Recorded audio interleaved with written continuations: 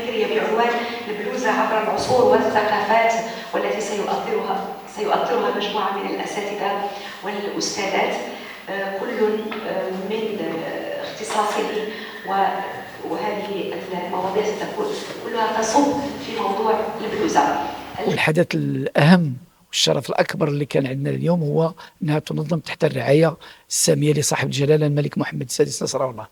البلوزة الوجدية احنا دائما نحتفي بها، لأن كاين مواكبة ديال البلوزة الوجدية من طرف غرفة الصناعة التقليدية ومن طرف وزارة السياحة والصناعة التقليدية والاقتصاد الاجتماعي والتضامني، من خلال وضع يعني نشاركوها في جميع التظاهرات الاقتصاديه اللي كتنظمها، المعارض اللي كنظموها كتشارك البلوزه الوجديه بقوه في جميع المعارض، واللي تكون عندها الحمد لله واحد الاقبال من الناس ديال المغاربه، وكذلك من الجاليه افراد الجاليه المغربيه بالخارج عندهم واحد العشق لهذه البلوزه، خاصه المنحدرين من جهه الشرق ولا المنحدرين المغاربيين، لان الاهتمام ديال البلوزه الوجديه اهتمام مغاربي في الحقيقه. وحنا كنا دائما نتمناو تنظيم معرض مغاربي للبلوزه يكون فيه كاع المبدعين، لان البلوزه كما دائما كنقولوا هي واحد التلاقح والتمازج بين شعبين، بين منطقتين، غرب الجزائر وجهة الشرق، لأن لا يمكن أن ننكر هذا التلاحق والتمازج في جميع المجالات، في اللغة حتى في اللهجة، كان واحد التقارب في اللهجة، في وسائل العيش، في اللباس، في كذا. ولكن الحمد لله احنا البلوزة ديالنا زادوا الإخوان، بدلوا الصناع مجهودات وطوروها. وحنا كان عندنا واحد البرنامج إذاعي كنت نشرف عليه، كنت دائما نستضيف الناس ديال البلوزة ويتحدثوا عن المشاكل ديالهم، على الركود اللي عرفتها البلوزه الوجديه. كنا نحثوا حتى النقافات باش يدخلوها في البرنامج ديالهم من تكون الاعراس. كذلك كل هذا فيه واحد العنايه الملكيه الساميه بالتراث وبالالبسه. كنشوفوا الاسره الملكيه سواء صاحب الجلاله الملك محمد السادس نصره الله ولا الاميرات، كلهم في المناسبات كيرتديوا اللباس التقليدي، وهذا الشيء كيزيد للمغاربه عشقا لهذا اللباس، وكيزيد له رسوخا، وكيزيد له خاصه وان المغرب بلد الحضارات، بلد الامبراطوريه المغربيه اللي كانت من السنغال حتى البواتيه في فرنسا. يعني كاين واحد التلاحق بين الاندلسي والاسلامي والعربي والامازيغي والصحراوي والعبري، يعني كاين واحد خلقتنا تلاقح ثقافي وفكري، خلقنا واحد المنتوجات رائعه سواء في الزليج البلدي ولا في القبص ولا يعني في المعمار اللي سمحنا الحمد لله.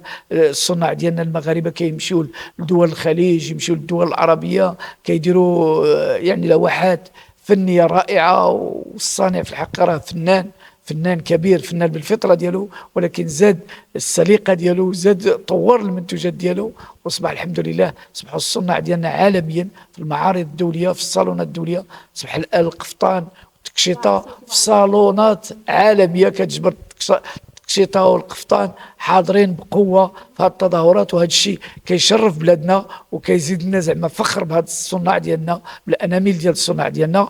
ودائما كنأكد باللي الوزاره ديال المكلفه بالصناعه التقليديه ولا الغرفه ولا جمعيات المجتمع المدني ولا التعاونيات اللي يشتغلوا ولا الجمعيات ولا الصناع الفرضاء، كل واحد كيساهم الدور ديالو في تطوير المنتوجات ديالنا. حنا الصناعه التقليديه دائما نبغي نقولها، حنا نعتبروها تراث، ولكن ما نعتبروهاش تراث ديال المتاحف، تراث اللي خصو يدير انتاج ويعطي اقتصاد ويعطي دخل قار للناس العاملين به. وهذا الشيء اللي كنتمناوه ونتمناو لبلادنا دائما التوفيق والازدهار من طنجة للكويرة تحت القياده الرشيده والحكيمه لصاحب الجلاله الملك محمد السادس نصره الله.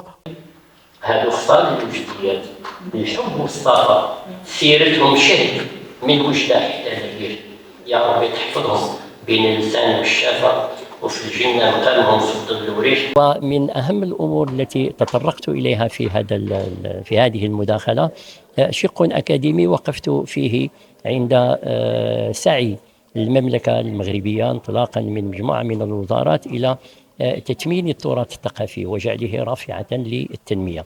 وهذا الأمر كما هو معقود الرهان عليه بالنسبة لمختلف الجهات، أيضا بالنسبة لجهة الشرق التي تتوافر على تراث ثقافي غير مادي كبير كبير وكبير جدا.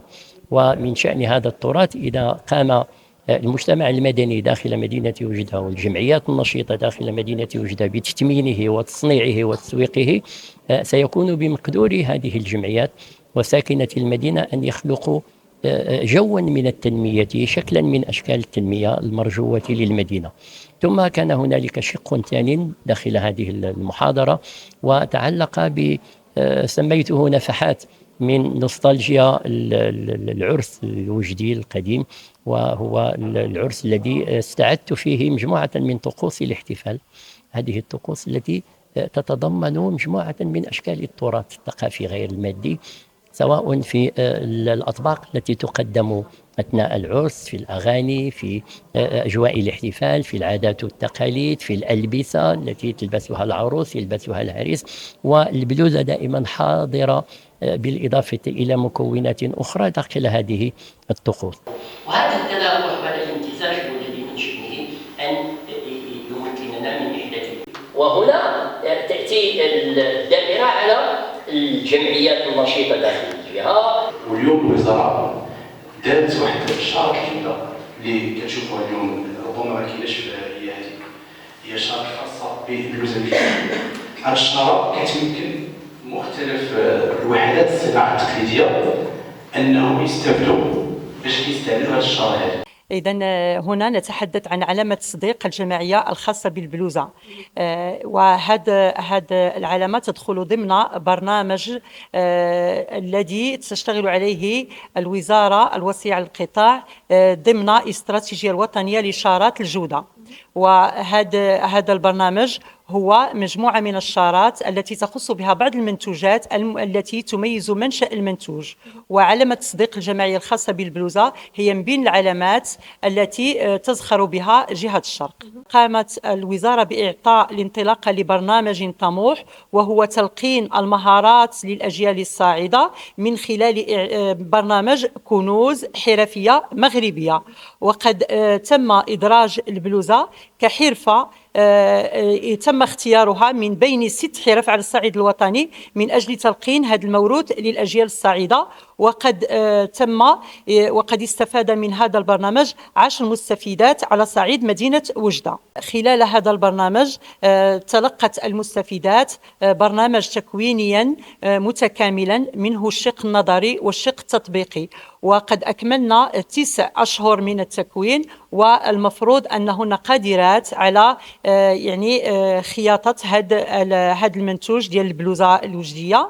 والمواكبة ولا بد المفروض أن تكون هذه المواكبة، وسيتم مواكبتهن من أجل إنشاء مقاولات خاصة بهن.